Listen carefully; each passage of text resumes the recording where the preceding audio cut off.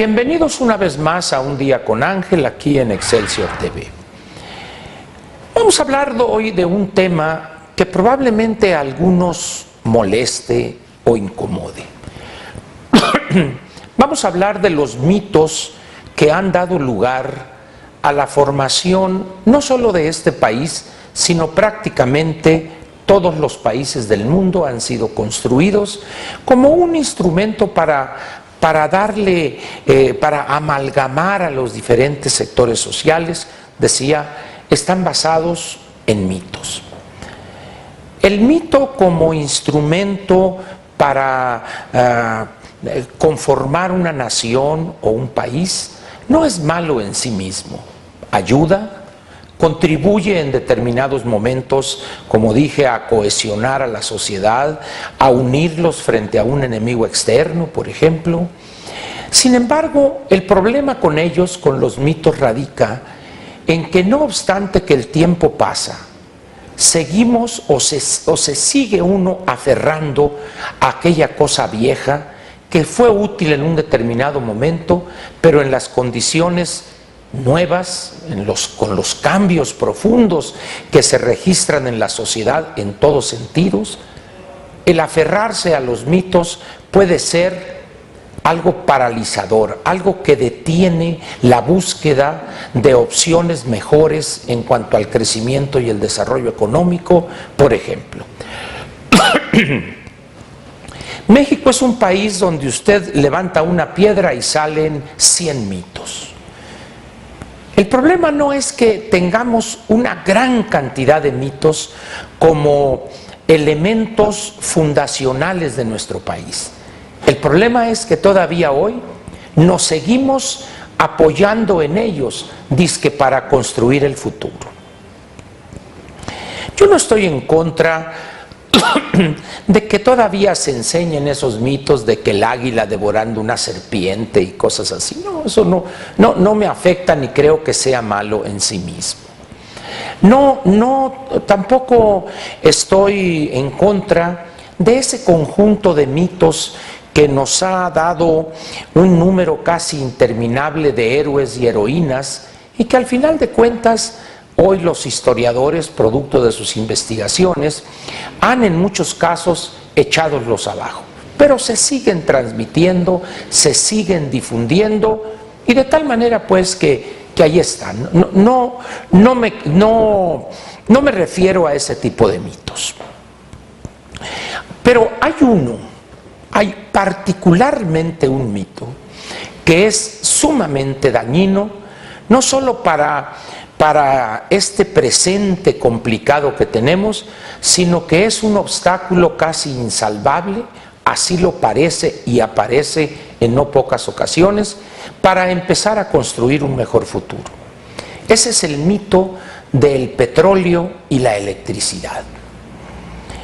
O dicho de otra manera, porque alguien dirá, bueno, el mito del petróleo no es un mito, es un recurso no renovable que está en el fondo del mar o en el subsuelo.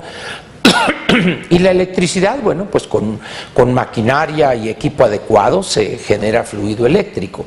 Me refiero específicamente a la propiedad de dos mal llamadas empresas cuyas funciones son, en un caso, aprovechar los hidrocarburos en cualquier presentación y lugar donde se encuentren, en el territorio nacional, por supuesto, y la parte de la generación de energía eléctrica. Dos disquempresas, Pemex y CFE.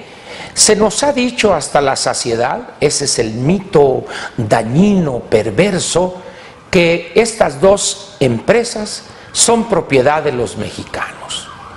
Todos somos, pues, por el simple hecho de ser mexicanos, propietarios de un pedacito. Si somos ahorita 120 millones de habitantes, pues imagínese usted qué nos toca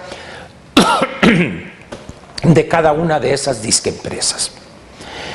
¿Por qué digo que es un mito esa especie que se ha dejado correr desde hace decenios acerca de la propiedad de Pemex y de CFE?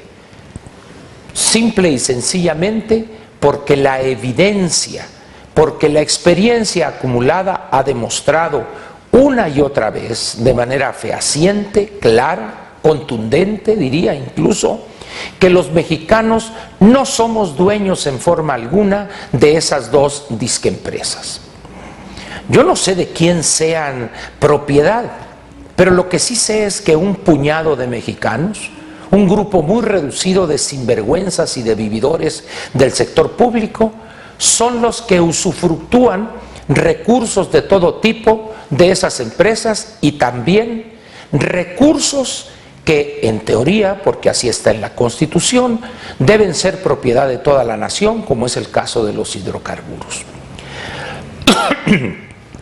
Yo le pediría pues a usted que deseche ese mito, deseche esa idea perversa que solamente ha servido para el control ideológico y político.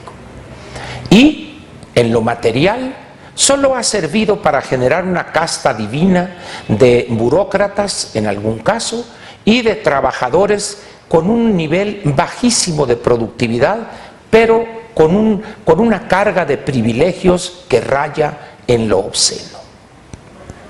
Hoy, cuando el destino nos ha alcanzado en todo lo que tiene que ver con la esfera económica, estas dos entidades se muestran tal cual son: ineficientes, con un dispendio que raya en la insania en cada una de las dos, y con niveles de productividad como consecuencia de la ineficiencia en el uso de los recursos y también evidentemente de la corrupción que campea en ambas sin límite y control alguno.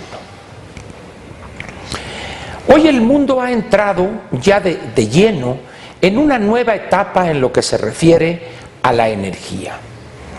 Los combustibles fósiles jugaron un papel fundamental desde fines del siglo XIX y todo el siglo XX, pero hoy los avances tecnológicos nos están llevando a una etapa completamente nueva, donde, si bien la energía va a ser fundamental, las fuentes tradicionales poco a poco van perdiendo presencia y fuerza para dar lugar a nuevas fuentes que se llama hoy fuentes alternativas, que van desde la energía eólica, es decir, el viento, energía solar, mediante ciertos paneles solares que convierten la energía calorífica, producto de la luz del sol, en energía eléctrica y se almacena en baterías.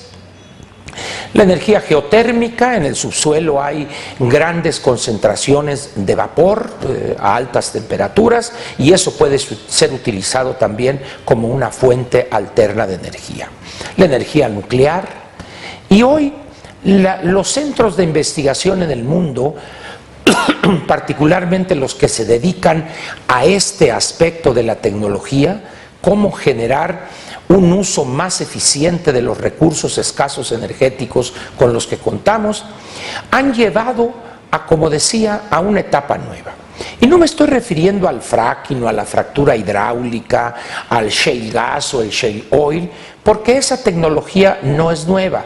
Lo que pasa es que en las condiciones actuales, producto de una estructura de precios o de costos, si lo prefiere usted, en materia de petróleo y gas natural, la hizo viable y hoy países como Estados Unidos están arrojando una cantidad tal de barriles de petróleo que los ha colocado en una situación casi de privilegio en el mundo actual. Esta nueva situación nos permite vislumbrar para el año quizá 2020, 2030, cosas que hoy quizá estén en la mente de los científicos que estudian esto, recluidos en centro de investigación y aparentemente aislados de la realidad. Esto no es así, porque es evidente que ellos en su investigación pura primero y luego en la traducción de avances técnicos, lo que están buscando es una mejor forma de producir o de obtener energía y sobre todo a un menor costo que permita popularizarla de la manera más rápida posible. ¿Podría usted haber imaginado hace, no sé, 5 o 10 años, baterías para que un teléfono celular pudiera estar funcionando 2, 3, 5 o más días, por ejemplo. O que estos aparatos lectores electrónicos de libros, el Kindle o algunos otros similares, baterías que traen incorporadas, una vez cargadas a plenitud, al 100%, podrían permitirle a usted estar leyendo quizá 3 o 4 o 5 días o más posiblemente. Eso era impensable hasta hace unos pocos años. E imagine usted lo que vamos a ver en los próximos 10 o 15. Se preguntará usted a estas alturas del comentario, bueno, ¿y qué tiene que ver el mito de la propiedad del petróleo? Mucho. Porque nosotros, como país, como sociedad y nuestra clase política, en vez de entender esas tendencias tecnológicas y científicas y sobre todo entender hacia dónde se dirigen, seguimos viendo al petróleo como la panacea, como la salvación eterna y lo que va a expiar nuestros pecados y fallas. No es así. El petróleo hoy en México, más que en cualquier otra época, es un mito y que a medida que pase el tiempo, los próximos 5 o 10 años, va a quedar exhibida esta política de ver el petróleo como el instrumento fundamental del crecimiento y el desarrollo, como una de las grandes tonterías que la clase política pudo haber cometido. Mientras otros países, decía, están caminando en otros campos, buscando otras rutas para obtener energía más barata, más amigable con el medio ambiente, nosotros le apostamos una vez más todo al petróleo.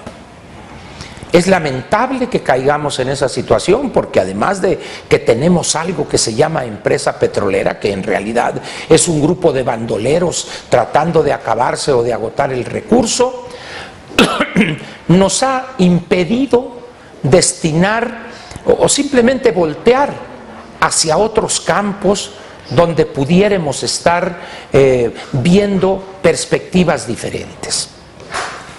Por eso cuando dicen que los mexicanos somos dueños de Pemex, yo diría, ¿sabes qué? Mi parte te la regalo. A mí no me metas en eso porque al final de cuentas voy a terminar pagando costos o un precio mucho mayor.